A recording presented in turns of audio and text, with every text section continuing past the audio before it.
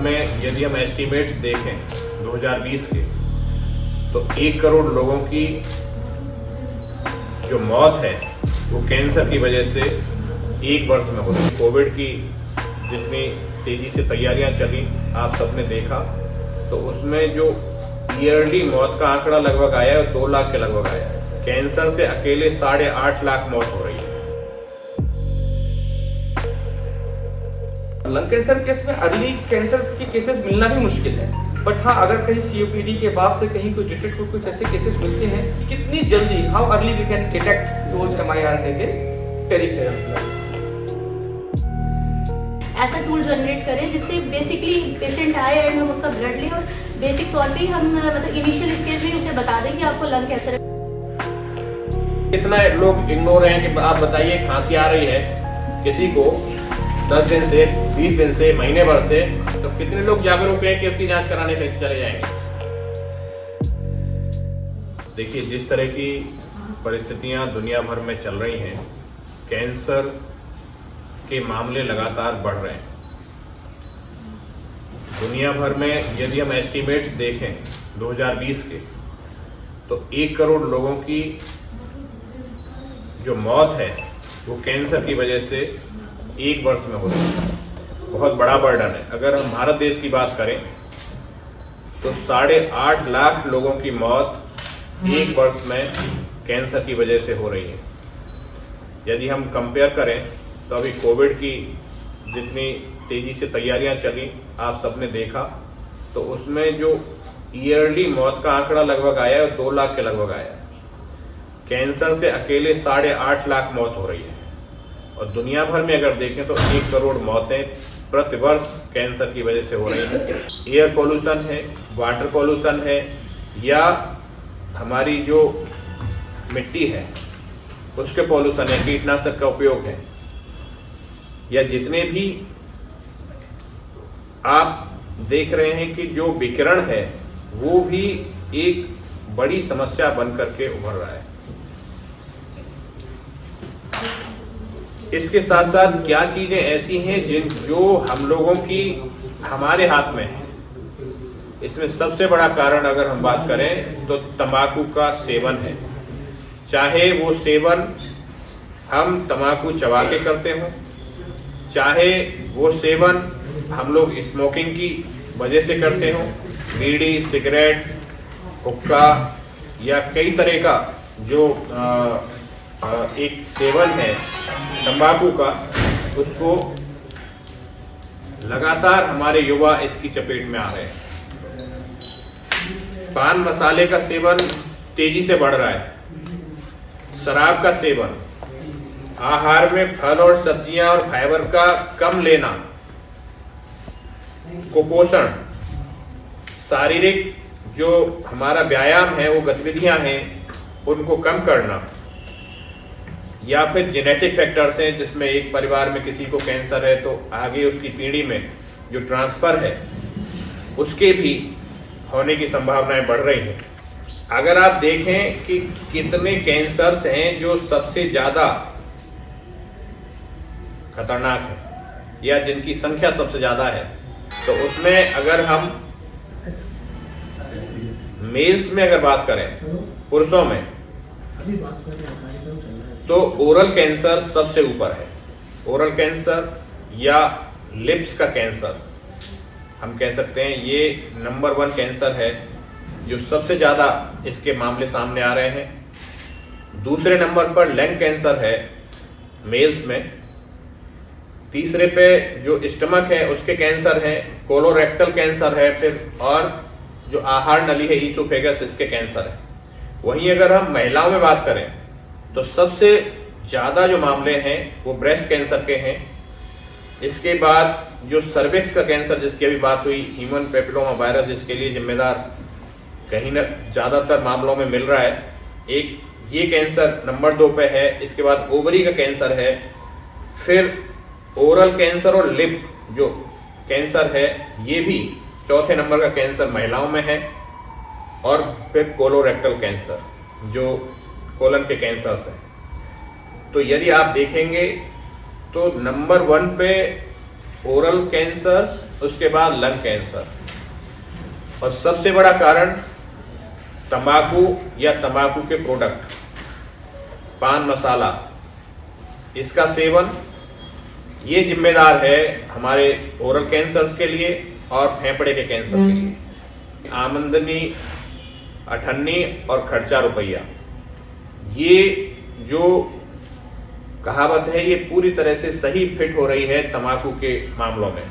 किस किस तरह से लोग इसके प्रचार में हैं, उस पर चेतावनी लिखने के लिए कहा गया है, उसके मानक हैं, चेतावनी लिखी जा रही है कि इससे कैंसर होता है, फिर भी उसको अवेलेबल कराया जा रहा है। दूसरा, इसकी जो एडवर्टाइजमेंट है वो पहले तो बहुत फ्रीली था, अब उस पर लाइन नीचे लिख के आ जाती है कि ये घातक है।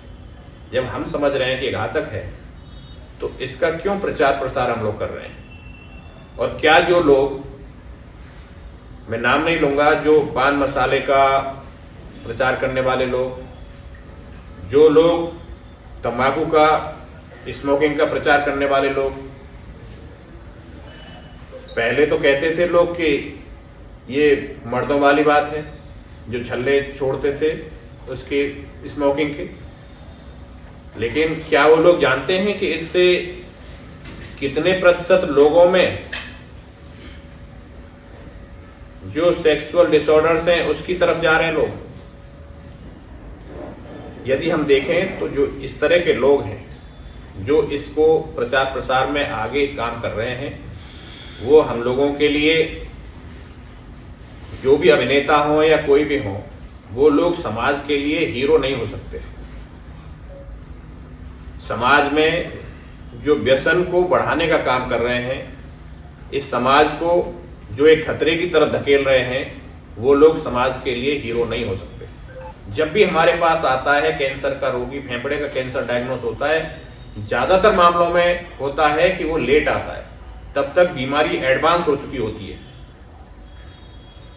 तो किस तरह से जो जांचें हैं उसमें एक्सरे की जांच है, सीटी स्कैन की जांच है, या जहां पे गांठ है उस गांठ को हम लोग सैंपल करते हैं, उसका टुकड़ा निकालते हैं। कुछ गांठें हैं बहुत ऐसी जगह पे हैं जहां पे पहुंचना बड़ा मुश्किल है, वहीं पे फेफड़े की नलियां हैं, वहीं पे हार्ट है बगल में, या एओर्टा है, भोजन की नली है, उसके आसपास कहीं गांठ है। फिर ब्रोंकोस्कोपी या ईबस या अन्य जांचें हैं, या सीटी स्कैन के द्वारा देख करके, सुई लगा करके उससे टुकड़ा निकालते हैं। तो हम लोगों की ये चिंता थी कि क्यों ना ऐसे कोई टूल विकसित हो जिससे कि इसकी जो जांच है वो ब्लड का सैंपल लेकर के ही इसकी जांच हो जाए कैंसर की। तो इस दिशा में हम लोगों ने इस पे काम प्रारंभ किया। पहले तो हमने जो सर ने हमें टिश्यू दिया, डायरेक्ट लंग कैंसर का टुकड़ा जिसको कह सकते हैं ब्रोंकोस्कोपी के थ्रू आया, उसको कंफर्म किया कि हाँ कैंसर है, एंड देन हमने फिर अननोन चीज को फाइंड आउट करना शुरू किया कि वेदर इसमें अब कौन से mRNA हो सकते हैं टिश्यू के अंदर पहले। तो फिर टिश्यू के अंदर हमने 4 mRNA जो है वो डेरिवेटेड मिले।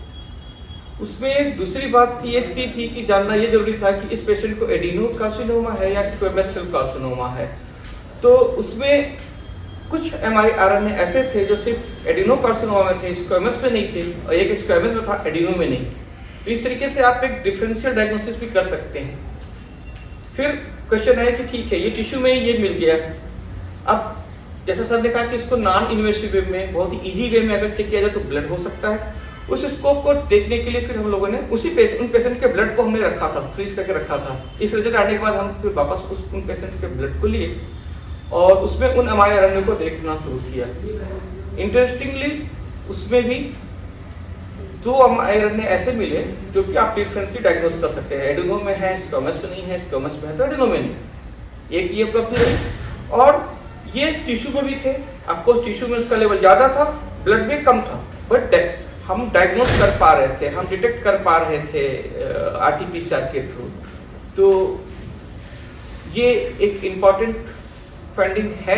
लंग कैंसर केस में अर्ली कैंसर के केसेस मिलना भी मुश्किल है, बट हाँ अगर कहीं COPD के बाद से कहीं कुछ डिटेक्ट हो, कुछ ऐसे केसेस मिलते हैं, बहुत ही कम है मिलते हैं, तो आपको उनमें भी स्टडी करना इंपॉर्टेंट होगा कि कितनी जल्दी how early we can detect those mRNA के पेरिफेरल ब्लड। तो दो ऑप्शन है, पहले अर्ली डायग्नोसिस के लिए कुछ क्राइटेरिया बना के चेक करना, फिर दूसरे सॉलिड ट्यूमर्स के अंदर उसकी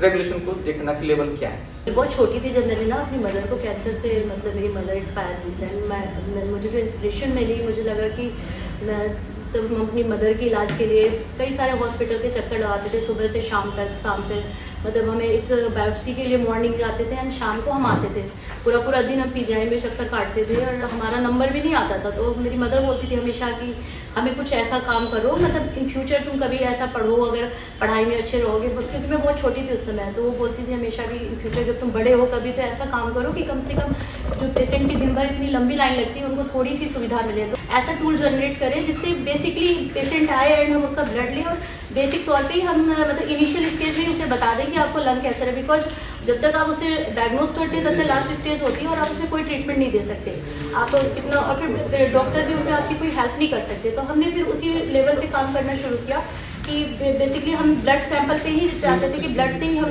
पेशेंट का मतलब क्लेरिफाई कर दें कि उसे लंग कैंसर ऐसा आ रहा है। तो हमने कई सारे जो हमने अपने मार्कर लिए उसमें काफ़ी सारे हमें हाई रेंज में मिले, जिनमें मील 2115 2116 करके हमने ऐसे आठ मतलब अपने DNA निकाले जो ऑलरेडी हर ह्यूमन के अंदर है, हर ह्यूमन के ब्लड के अंदर है, मिलते हैं हमेशा हमें।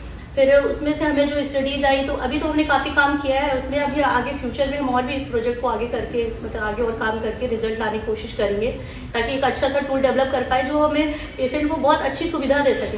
इन फ्यूचर मतलब इनिशियल स्टेज में ही हम उसे बता दें, इतना भटकना ना पड़े, क्योंकि जब तक पेशेंट आप लास्ट स्टेज में लाते हैं तब तक उसमें कुछ ट्रीटमेंट देने के लिए मतलब होता ही नहीं है, वो 6 मंथ 4 मंथ से ज़्यादा सर्वाइव नहीं करते। हमने जो भी पेशेंट भी लिया हमने उन पर भी स्टडी की, तो हमने जिनका सैंपल टिश्यू लिया था या ब्लड लिया था, हमें कई बार उनको रिपीटेड कॉल करनी पड़ती थी पूछने के लिए, तो कई बार हमें उधर से पता चलता था कि पेशेंट इज नॉट अलाइव, अभी वो उसकी डेथ हो चुकी है। तो हम 4 मंथ ही स्टडी कर पाते थे तब तक, क्योंकि हमारी ऐसा दोबारा उस पेशेंट पे हमें टेस्ट नहीं लेना होता था। लेकिन फ्यूचर अगर हम कभी उसका पता भी करते थे तो पेशेंट की मतलब डेथ हो चुकी होती, तो बहुत ज़्यादा सर्वाइवल रेट नहीं था उसमें। एकदम लास्ट स्टेज में सब पेशेंट जो भी हमने डाटा लिया या जो भी हमने उनसे मतलब सैंपल्स लिए थे वो बहुत ज़्यादा सर्वाइवल में पेशेंट नहीं थे। मुझे नहीं लगता कि जो 80% जिन्होंने हमें स्टडी में इतनी हेल्प करी वो अभी सर्वाइव कर भी रहे होंगे, मतलब दिस इज नॉट पॉसिबल। कितना लोग इग्नोर हैं कि आप बताइए खांसी आ रही है किसी को 10 दिन से 20 दिन से महीने भर से, तो कितने लोग जागरूक हैं कि उसकी जांच कराने पे चले जाएंगे।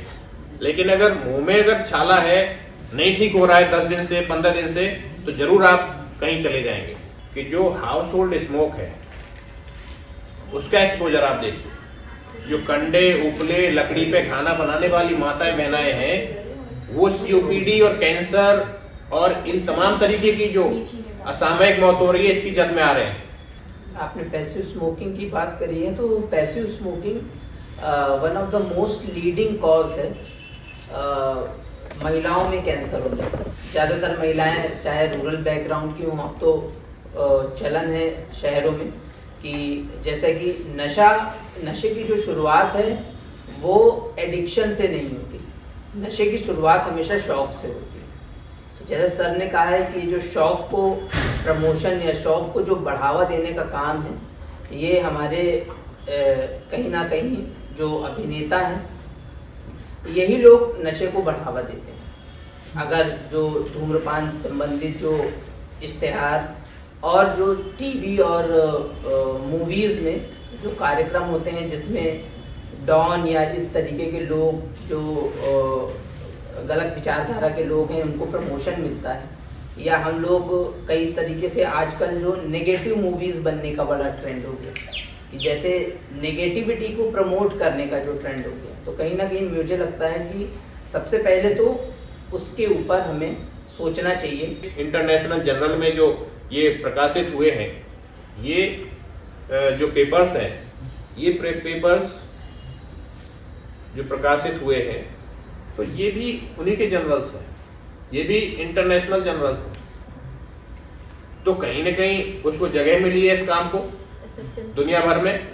इसका मतलब है कि इस दिशा में जो हम लोगों ने लिखा है कि इस पे काम होगा, इस पे सब लोग काम करें, इस दिशा में शायद एक ब्रेक थ्रू मिल जाए और फेफड़े का कैंसर की जो जांच है वो ब्लड से होने लगे तो कितना आसान हो जाएगा। जैसे सब लोगों की जांच हो रही है, सब लोग उसको रूटीन लेकर आना शुरू कर दें, जैसे प्रोस्टेट के लिए हम लोग कराते हैं।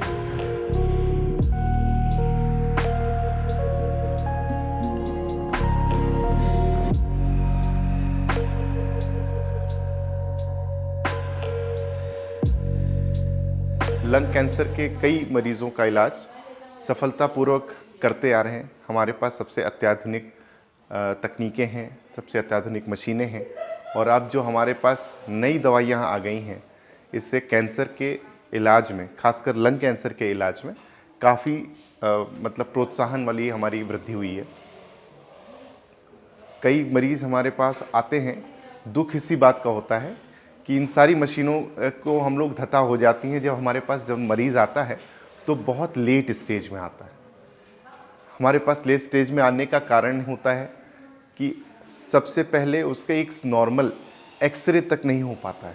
हमारा ये दुर्भाग्य रहता है कि अब बाहर से जब भी मरीज़ आता है तो सिर्फ खांसी है, सिर्फ सांस फूल रही है और ऐसा कुछ सालों से हो रहा है और वो इस बात को इग्नोर करता रहता है। मतलब इस बात को लोग, अरे बूढ़ा आदमी है, खांस रहा होगा, खांसी में क्या है। तो खांसी सिर्फ और सिर्फ टीबी और अन्य श्वास सामान्य रोगों की तरह ही नहीं, कैंसर का प्रमुख कारण भी लक्षण भी दिखती है, लक्षण की तरह दिखती है। तो कभी मुंह से खून आए, कभी मुंह से खांसी में खून आए, वजन गिरने लगे, या आपको खांसी के साथ में वेट लॉस, तो ये टीबी के लक्षण तो हैं ही, साथ में कभी कभी ये कैंसर के लक्षण भी हो सकते हैं।